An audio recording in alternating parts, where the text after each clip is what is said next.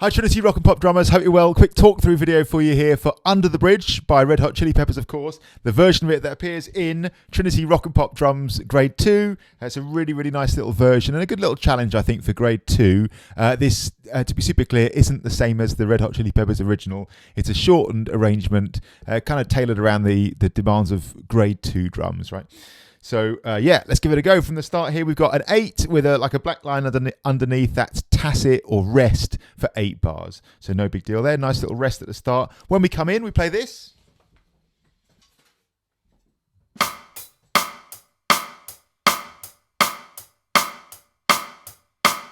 So the cross there on the snare drum is a side stick, and your hi-hat is just playing 8th notes. 1 and 2 and 3 and 4 and... The letter P there, super important, of course, piano, which means soft. So you're playing very, very quiet here. I tend to think of piano as like tip of the stick on the top of the hi-hat and a really low stick height. On the side stick, you still want to get a decent sound, man, but it is pretty light here, pretty soft. I've got a video all about side stick technique, so I'll link to that in the description below, but that'll get you going. That's just the first 2 bars, and then when the verse comes in, I drive on her street. We go to like a regular straight 8s feel with a backbeat on the side stick now. So just beats 2 and beats 4, often referred to as a backbeat, but still no bass drum at this point. So here's the groove from the verse. So it's still real soft here, nice and light. 3rd bar, 4th bar. Now we're on to the next line. Now bar 16, bar 17,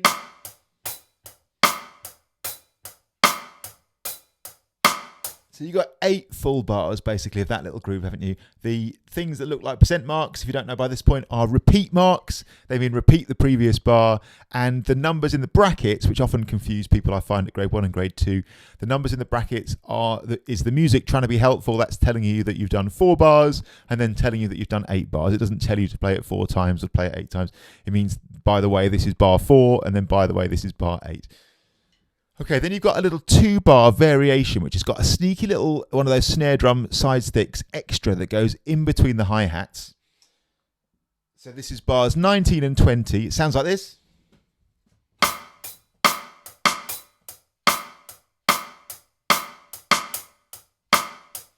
Still playing nice and soft here. So this is 1 and 2 and 3 and 4 and 1 and 2 and 3 and 4.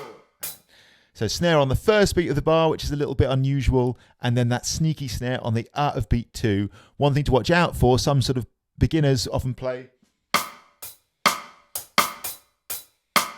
their right stick or hi-hat stick tends to go instinctively with the snare drum. So just take a little moment there to make double sure that your snare drum side stick is landing in between the hi-hats on the of beat 2.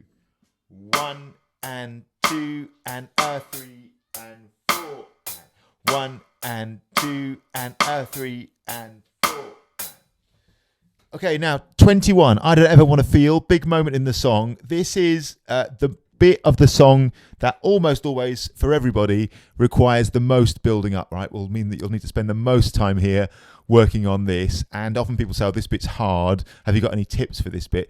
You just need to build it, man. So everybody, definitely me, definitely almost every drummer, well, I would say every drummer I've seen who comes through these grade levels, you hit moments like this, and there's always a moment or two like this in the songs, isn't it? I think of them as the distinction moments. Like, these are the moments that the drummer who's like really well prepared is going to sort of demonstrate their skill. So this next moment at 21 is definitely noticeably more challenging than the other parts of the song, honestly, and from a coordination point of view. But it's absolutely fine, in my opinion, and in my experience working with people learning this, as long as you take it in the right order and you don't try and rush ahead, man. If you try and play everything at once, it's very tricky. The groove should sound like this, by the way. It's a 2-bar phrase. So I'm going to play 21 and 22 round a couple of times.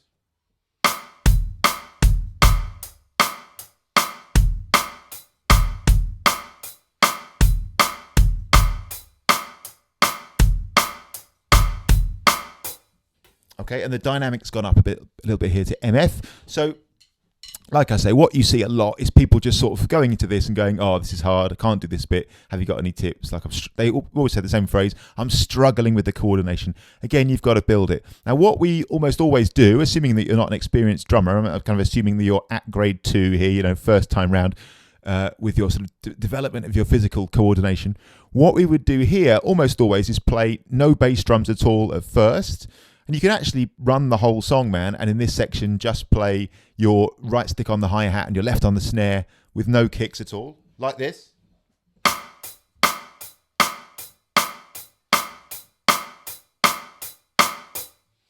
And then what I would suggest is just adding in the first bass drum. And what we're going to do is we're going to go round and round this, and this is what you can do in your practice. We're going to go round and round this section, and then bit by bit, we're just going to add one bass drum in at a time. And I would say at this particular level, sort of grade 2 to grade 3, it's a really, really successful way of building up grooves. I made a whole video, by the way, about learning grooves in this way, and I used the chorus of You Make Loving Fun, which is also from this book, as an example of a quite tricky groove for this level where you could apply this technique. So we're going to do that here. What I'm going to do is roll around a few times on these 2 bars, and I'm just going to add one bass drum at a time. Now, obviously, I'm going to do it here in one sitting, but this probably, and could well be a lot longer than this, from almost everybody, will take several sessions, if not multiple sessions, to build up. That's fine. I'll obviously do it in one sitting here. But even if you're adding one bass drum every time you sit down, or even if you're adding 1 or 2 bass drums each week, honestly, and it takes you, like a month or 2 to learn this bit, so what? That's great, man. That's totally cool if that's where you're at, and then cool. You'll still learn it a lot faster than a drummer who just sort of tries to play everything and says, oh, this is hard, I can't do this bit. And then, man, people get down on themselves at that point. It's so easy to end up saying, people say, I knew I didn't have the coordination for this. You've got to build it. Do you understand me? You've got to build it. Start at the beginning, build it up. So assuming we've played it then just sticks only, we're now going to play that same bit, bars 21 and 22, just with the first bass drum at the beginning of bar 21. So remember, this is a 2-bar phrase. We're playing just the first bass drum at the beginning of bar 21. Here we go. 2, 3, 4. 1, 2, 3. Here it comes again. 1 and 2. So that first bass drum is on the and of beat 1, isn't it? 3 and 4 and 1 and 2. 3, 4. 1, 2, 3, 4. 1 and 2. 3, 4. 1, 2, 3, 4. Simple as that. And like for a week or for however long you like, just play it like that. That's cool. When that starts to feel natural, add in the next bass drum, the and of beat 2. 1 and 2 and 3, 4. 1, 2, 3, 4. 1 and 2 and 3, 4. 1, 2. You got it? 3, 4. Sit on that for a bit. That could be another week, could be another 2 weeks, whatever, man. Just like take your time with it. Make sure you're super happy with that before you then move on to the third bass drum, which is on beat 3. 1 and 2 and 3, 4. 1, 2, 3, 4 again. 1 and 2 and 3, 4. So when it lands on the 3 there, that's the snare and the kick together. Here it comes. 1 and 2 and 3, 4. 1, 2, 3, 4. So that's your first bar. 1 and 2 and 3, 4. Take your time. That might be, for some people who've learned this, that could be a month's work right there, putting that together. That's totally fine. Like that is absolutely cool. Again, you're going to learn it, man. Then this coordination thing gets easier the more you do it. That's such a brilliant approach. The other alternative is to play everything at once and just go really, really slow and show your hands and your feet, everything like in order. And that can work as well. I generally find that a bit less enjoyable, and I would say on average, having worked with a lot of students, I would say people find that generally a bit less enjoyable and also a bit less musical as well, because at least this way you've got a kind of musical tempo going, you've got a bit of musical flow going, even though you're not playing the full part, you are actually playing quite close to the full speed at first. Anyway, that's the first bar, and then you do the same thing in the second bar. So let's play all of the first bar now and the first kick in the second bar. 1 and 2 and 3, 4, 1 and 2. You got it? And again. 1 and 2 and 3, 4, 1 and 2. 1 and 2 and 3, 4, All right, you guessed it. The next bass drum then is on beat 3 in the second bar. 1 and 2 and 3. Here we go. 1 and 2 and 3, 4. 1 and 2, 3, 4. 1 and 2 and 3, 4. 1 and 2, 3, 4. Yeah. Cool. And then you guessed it, then add in the last bass drum. And again, this could be weeks in between each of these, man. Just sitting on it, you can run the whole song with the music, not necessarily playing all of these bass drum parts as you build it. And I'm working on the assumption here that this doesn't just flow naturally straight away. Of course, for some people, it would. If you're an experienced player, it's much more likely to. But again, I'm working on the assumption that you're meeting this sort of coordination for the first time. You're going through from grade 0 to grade 1 to grade 2 for the first time. This is the sort of approach I'd recommend here. I'm now going to play the whole thing. 1, 2, and 3, and 4, and...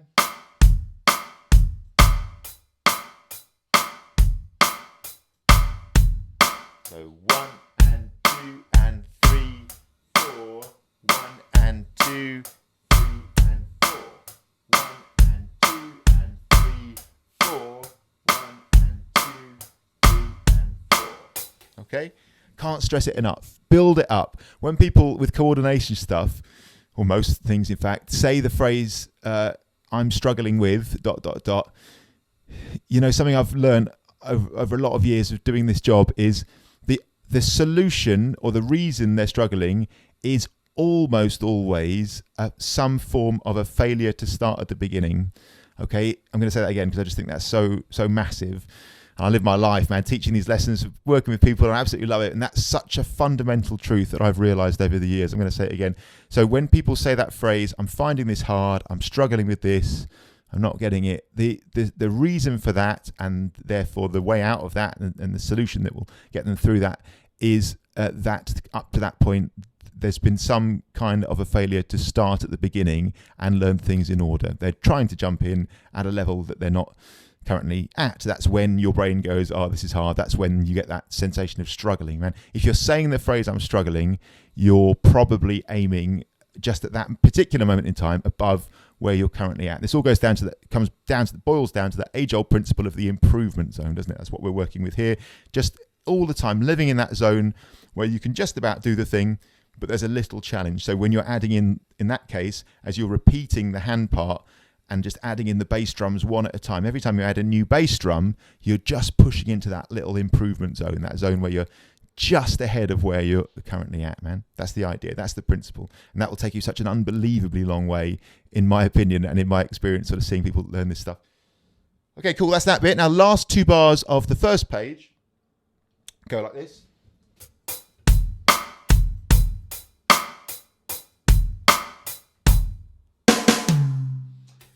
So on the I don't ever want to feel, the bit we were doing before, that's a 2-bar phrase, right? So 21 and 22. You've then got the little marking with the 2 over it, which means repeat the previous 2 bars.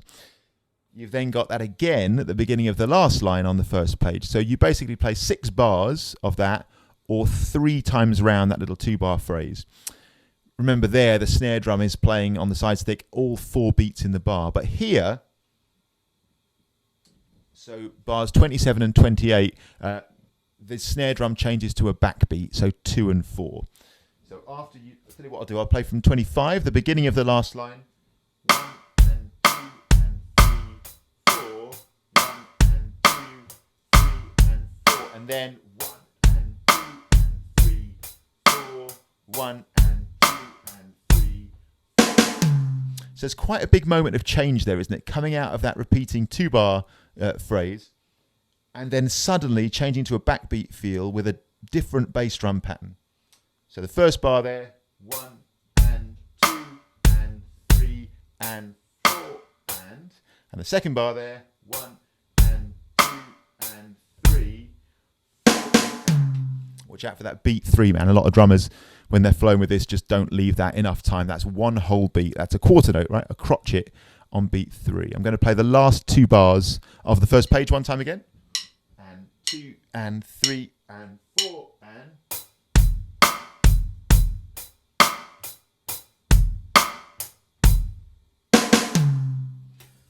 Okay, and then it kind of explodes, man. Then it goes into like like a gospel rock feel, right? It suddenly comes up, doesn't it? It's kind of a song of two halves. This you've got the ballad feel at first, then it explodes, man.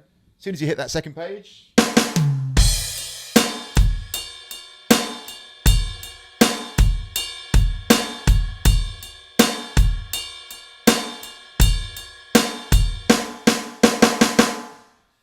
So hopefully, if you've got to this point, I would say you're definitely through the trickiest bits, man. That I don't ever want to feel coordination way the toughest. Once you're here, hopefully for a grade 2 drummer, you're kind of in the clear here. So you're just playing a straight 8s feel all the way now with your right stick or lead stick on the ride. And then you're just playing some nice bass drum variations. Now hopefully here, 1 and 2 and 3 and 4 and 1 and 2 and 3 those first 3 bars, for example, shouldn't be too mind-blowing at this point. If you're not up with those yet, well, that's completely cool. I've got a couple of videos, in fact, where I do, like developing like bass drum, basic grade 1 and grade 2, bass drum coordination and like reading the parts and counting. So I'll put those videos in the description below. So rather than sort of spoon feeding you that whole part here, I think the best thing to do, if that isn't making sense, is probably check those out and develop the actual skills that will help you to pick that up quite quickly. And then here's bar 4 of the second page. So here we've got 1 and 2 and then the first little drum fill on the snare drum, 8th notes for beat 3, 16th notes for beat 4. This is bar 32. 1 and 2 and 3. You got it? Might be a bit EastEnders. Okay, next little bit of the song, the rest of the song, in fact, kind of follows the format of like 1 bar groove and then 1 bar that has a drum fill in it. So I'm going to play each little 2 bars in turn. Here's the first bit, under the bridge, 33 and 34.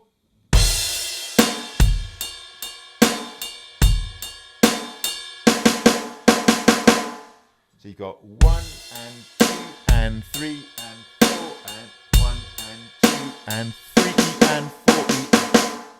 So all the drum fills here in the rest of this song are made of, grade 1 type vocabulary. So it's all quarter notes, 8th notes, 16th notes, and then it's the 1 and rhythm figure, like 2 16ths, 1 8th, and then it's the 1 and a rhythm figure, 1 8th, 2 16ths. So again, got videos about those in the description. Just do your homework on that basic sort of reading, counting, rhythm figure stuff. That often, is the way to do it. I think it is the way to do it because it boils down to like, for me, skills and understanding rather than just, quote unquote learning songs, because these are phrases you see over and over and over again in every song that you learn. So if you're not up on these, spend a bit of time with those. So that's that. Next two bars, 35 and 36. 1 and 2 and 3 and 4. So 36 there, 3 and a 4 and for the drum fill, still on the snare drum. Next 2 bars, 37, 38.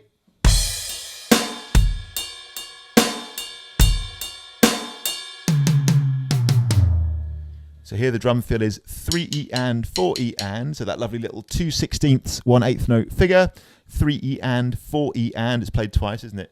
And the first time it's on the high tom, top space on the music, then it's played 4 and, 2 hits on the mid tom, 1 hit on the floor tom. Something I've noticed again and again and again with drummers at like this level in particular, grade 2, grade 3, I don't know if this is a rock and pop thing. I think it mostly is a rock and pop thing, man, actually, is they often are still not certain like which part of the drum kit is written where. Top tip, just save yourself a load of time and effort, man, and just go to the back of the book, have a look at that, make sure you memorize that where the different parts of the kit are positioned, and then it's so helpful, like night and day difference when you're learning these songs, man, especially when you're looking at the page, because otherwise it's just like, it's really hard work if not, and it's quite hard work, honestly, working with a student when they haven't done that. I've got students who turn up, we've been looking at grade 5 or 6 or something, and they still haven't learnt where the notes are on the stave. You're like, oh, come on, man, like, are we doing this or not? So top tip, take the time to do that drum fill. Everything's arranged in order of pitch, by the way. So bass drum, lowest pitch on the bottom, floor tom, Next thing as you go up, I was on the second space, then the snare drum, then the mid tom, then the high tom, then the cymbals. So there's no tricks there. It's just low to high on the stave. Make sure you learn those positions and what each position means in terms of drum, where you hit on the kit. Okay, and now the last line.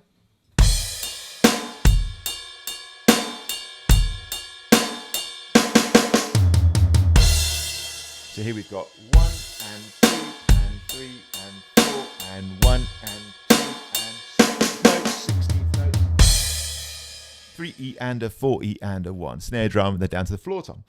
So I hope that all makes a bit of sense, man. It's all about that I don't ever want to feel, building up the coordination thing. Take your time with it. Just enjoy it. What an amazing, epic song, man. I remember it was my 21st birthday. I remember seeing these guys, Red Hot Chili Peppers, at the V Festival.